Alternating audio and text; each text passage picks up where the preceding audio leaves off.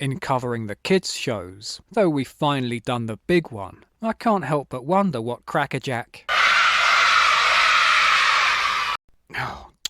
Can't help but wonder what Crackerjack would have been like if it had made it into the 90s.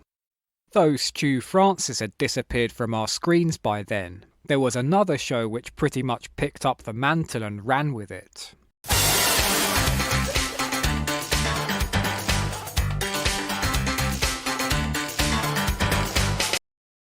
Hangar 17 aired at 4:30s on CBBC, the 3 series between 92 and 94. Presumably it was filmed next door to Hangar 18, where according to Megadeth, all the alien bodies from Roswell are kept. Main host is long-haired hooligan Mickey Hutton, a stand-up on the Northern Club circuit, who took the usual route to children's television, landing the gig after playing a villain in Jimmy Nail's Spender. Wouldn't want to pick who's got the best ponytail out of him and Toady off Neighbours. Despite the unique setting, it's a familiar structure. Bands, celebrity guests and variety acts, games where you're picking stuff out of gunk with your gob, and a raucous audience in attendance. First series follows the Muppets or Motormouth format of live show plus fictional backstage antics, with a sizable cast of characters titting about. There's bouncers Ox and Weasel, Aussie waitress Shaz, gormless oaf Baz, and nosy showbiz journalists Jackie and Bunty.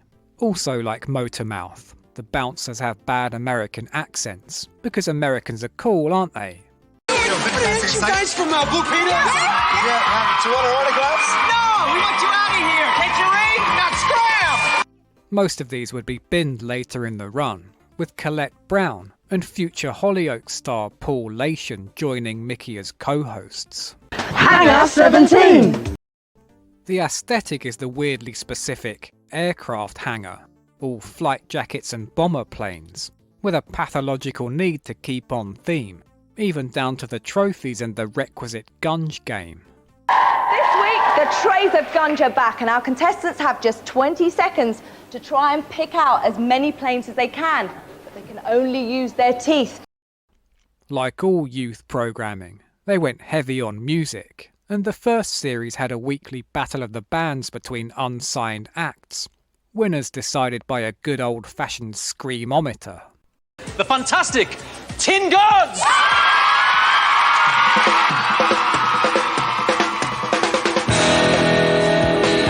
This song's about going on Britain's hardest. Maybe you just be walking around with your head inside a sack. Liverpool's pleasure babes favour a quite avant-garde miming style.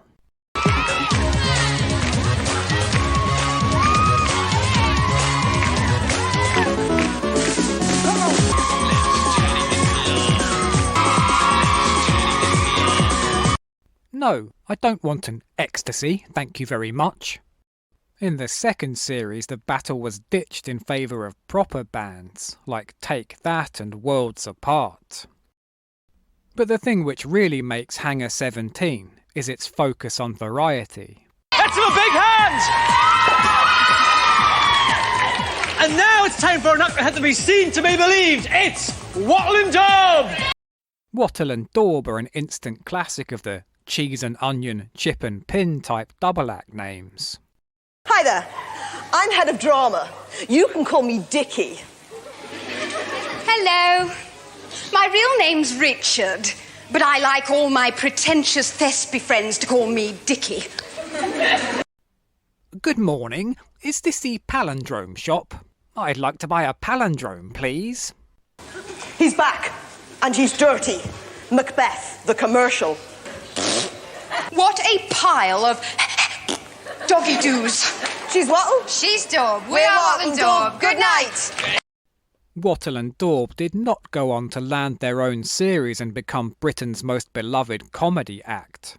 Here, I'm not much of a matchmaker, but I reckon you'd get a double wedding if they ever met this pair. Please welcome act number 2, Slap and Tickle.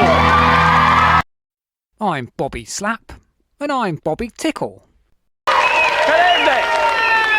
Good evening and welcome to 10 Downing Street. And we're going to be invaded by the Daleks. It's like being at the birth of alternative comedy with some of these.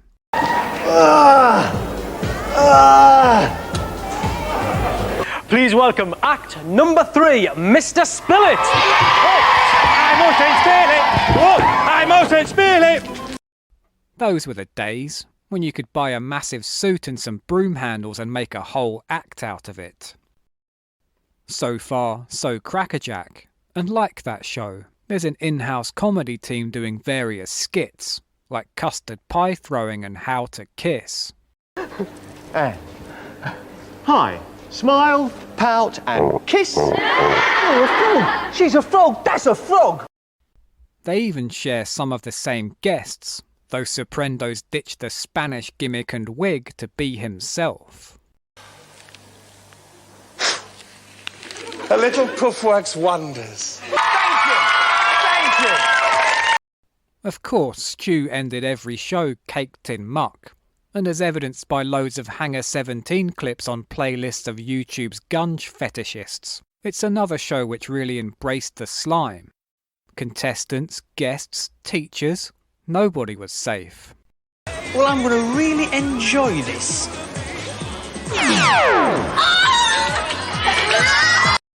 Later in the run, Hutton's unleashed those lovely locks, and one episode's really packing in the big names. So will you please welcome the master of magic and illusion, Mr. Paul Daniels. He's brought Martin along too. Keeps him off the streets, doesn't it? While some acts cater their performances for an exclusively child audience, others don't bother. And this is Debbie. You can examine her in greater detail. For example, round the neck, as you know, we've strapped her up with a big leather strap. And down the bottom, there's another one. Well, this is a pair of them, you see, and her ankles are all welded together. Yes, Paul. Bet Daniels was green with envy when he saw Mickey's hair. Who else is in? Gladiator! Yeah! Scorpio off Gladiators and Paul Daniels. Talk about a good news, bad news situation. The Glads are against CBBC hunks Anstis, Packham and Vincent in the Fame game. And you can see what turned Cher's head, can't you? Trojan, come with me. Hold me hand. Come here, mate. Shall we skip? Careful, mate. Trojan icing a cake, Vincent doing press-ups, then fresh nightmare fuel when Scorp shows off her makeup skills. So they take away the Hangar 17 trophy. Yeah, come on. You know, you can go off someone. But you're going to take with you your Hangar 17 hat and a hooded sweatshirt. So give a round of applause. Thank you very much. And whatever you do, don't forget to ask permission from whoever pays the phone bill. Whoever? Your grammar! Terrible! But tucked away in the Hangar 17 archive, a cracking little piece of history. Good afternoon, welcome to Children's BBC live from Hangar 17 on this very special day, March 12th. This is Comic Relief Day. Incredibly, this special is the most complete comic relief footage available online, running through an entire afternoon's programming the day of the '93 show, like the build-up on Cup Final Day before the big match.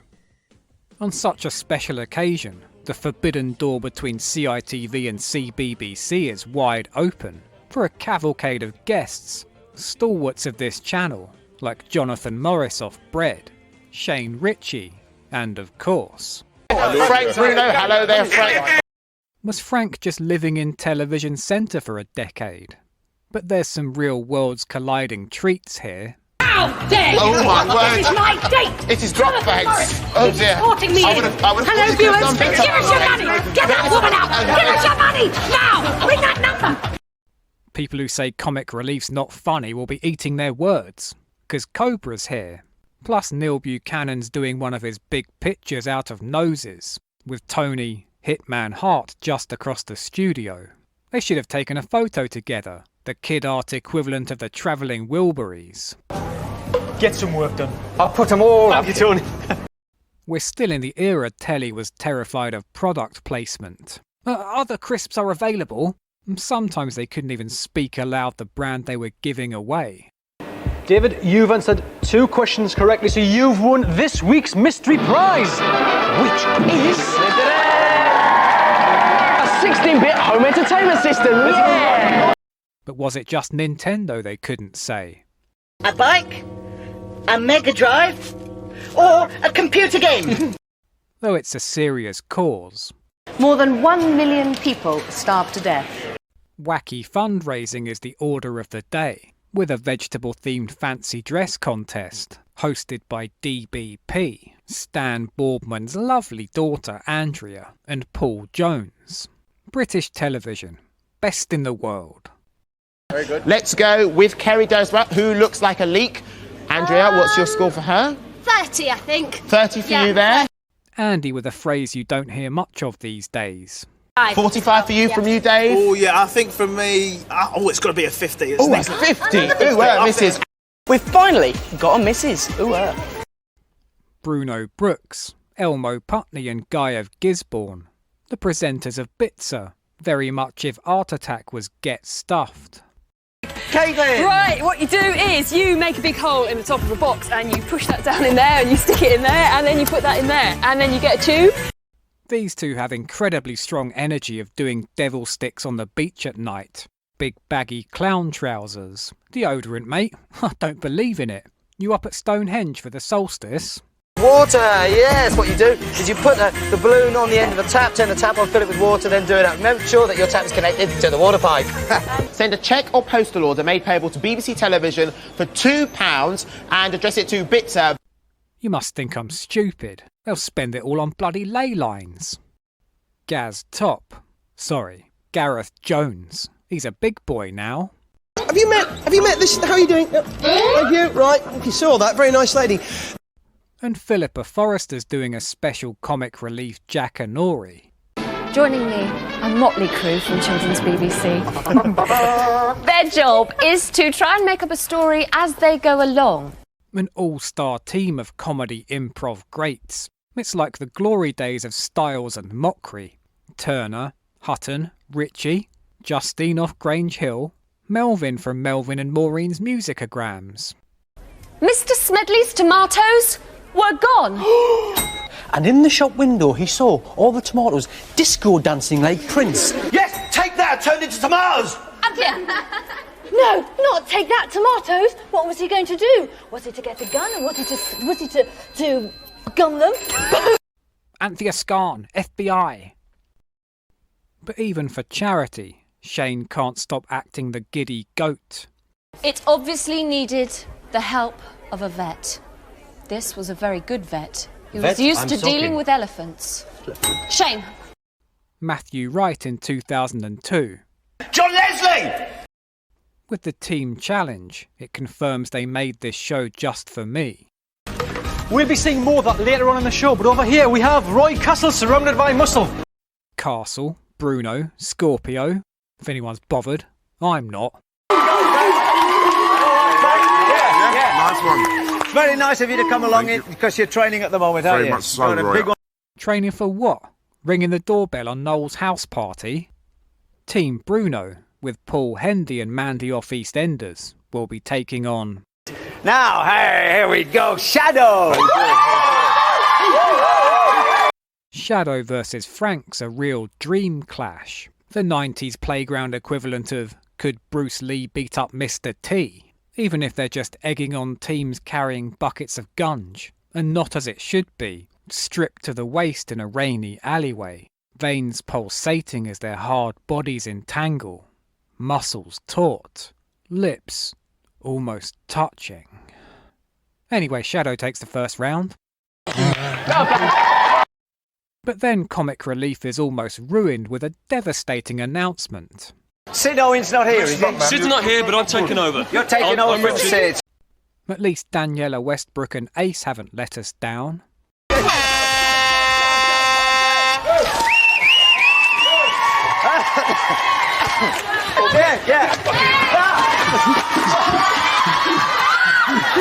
Sorry, Roy, sorry. With such a high-tension decider, it's understandable Roy's forgotten how numbers work. Are you ready, Frank? Yeah, ready, Roy. 2, 3, 1. and the big questions finally put to rest. The winners are Frank Bruno and his team! But losing means we get some great comedy faces from Cobra. Why wasn't he in the Jackanory? Tony's finished his masterpiece. Okay, because you're turning, the picture is turning a tomato into an everyday object, and what have you made? What? Neil's done an all. There it is. Probably the biggest tomato you're ever likely to see, apart from Gaz Top. Burn, and Rowdy Ritchie's still at it. It's time for Celebrity Comedy Cones. We've got 3 teams packed with celebrities. That's not one of them, that's Shane Ritchie. Every time he shows up on something around this period, he seems like a man who's all about the white powder. By which, of course, I mean... That says it all, really, doesn't it? Contestants have 30 seconds to be entertaining, with viewers voting for a losing team to be gunged. And every full phone call that we receive, 3 pence goes to comic relief. Golly, 3 pence. With the lineup of teams, this is the Survivor series of children's telly. OK, let's meet team number 1. Yes. Peter Simon's team, with Paul Zerden and the horrible Shane Ritchie. Absolute powerhouse team. Morris, Bodger and Badger, and the Chuckles. But pure disrespect from the BBC, misspelling grot bags and using an incorrect apostrophe. Though bet you never thought you'd see Grots teaming with Darren Day. Team Morris opens strong. The Chuckles' classic vaudeville routine, Bodger's hypnotism, and Adrian Boswell just showing off. It's a tongue twister, try at home. Give me the gift of a grip-top sock, not a drip-shaped tip-top sock, but a plastic elastic grip-top sock. None of your fantastic slap-swap sock from the slapdash flash cash haberdash shop. Or for a hodge, posh, boss, botch, podcast plot, nothing slip-top, drip-top, flip-on, clip-flop. Ship me to a tip-top, grip-top sock. Grotbags does some occult sorcery to make herself even more beautiful. What? What do you mean it didn't work? You're right, Gaz. While Darren's in his Bobby Davro era. Comic Relief afternoon here at Hangar 17, and here's my special guest with me, Jonathan Weiss. It is Mr. Wild Paris.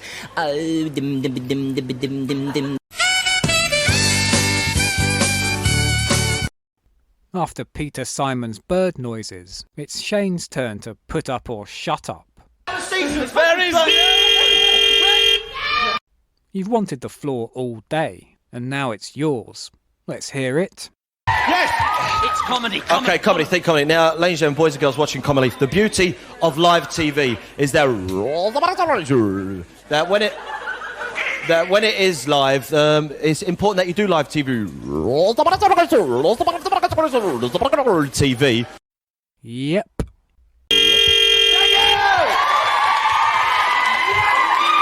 Please, gunge Shane Ritchie. Right, let's meet the best! How are you? Oh, no! But the highlight here is an extraordinary set piece, a special comic relief song with a massive cast, including Grotbags, the Gladiators, Mario, Blobby, Jiffy from All Sorts, and a child dressed as Hulk Hogan. That year's Red Nose Day went big on Here's Famous People Singing, with a popular video of celebrities lip-syncing to Bohemian Rhapsody. But they've outdone themselves here. Titled You Can Be a Hero, it's not the official song. That was Stick It Out by Right Said Fred. But it should have been. What would you say were the great opening lines in music?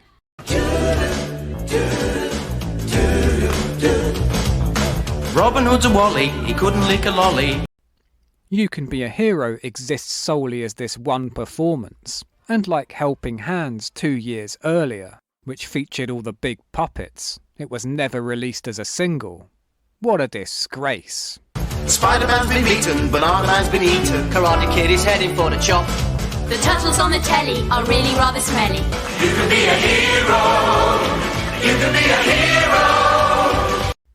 How, as a nation, did we forget a song where Dave Benson Phillips slags off Hulk Hogan? Hulk Hogan likes to sack his down. Basically just insulting every intellectual property. This is where toxic fandom began. Bucky O'Hare has had a bit of a scare. James Bond is a sissy and Dan doesn't dare. Robocop has been thrown out the force. The Lone Ranger fell off his horse. You can be a hero. You can be a hero in the fight. You can just be good and do what's right. You can be a hero. After all that, going back to regular episodes feels a bit boring, where the only requirement for getting on the show is to look miserable as sin. We do get an early appearance by David Schneider as a roller skating waiter, and in another episode he does some toilet slapstick.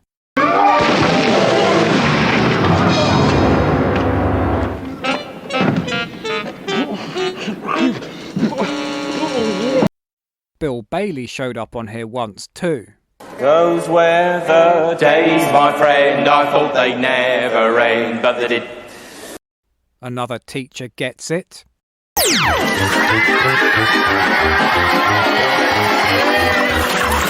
And I don't know what the hell this is. It's all right, Mickey, we've changed his nappy. And we've got Big Baby here for a reason, haven't we, Coochie Coo? Let's not think about it.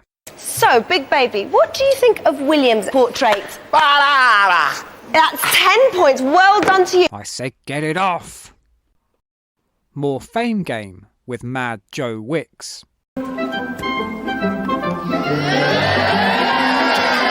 Charming.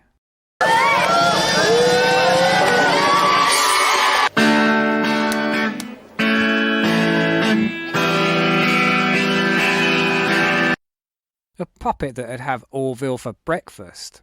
Did you hear that screaming, squelching noise?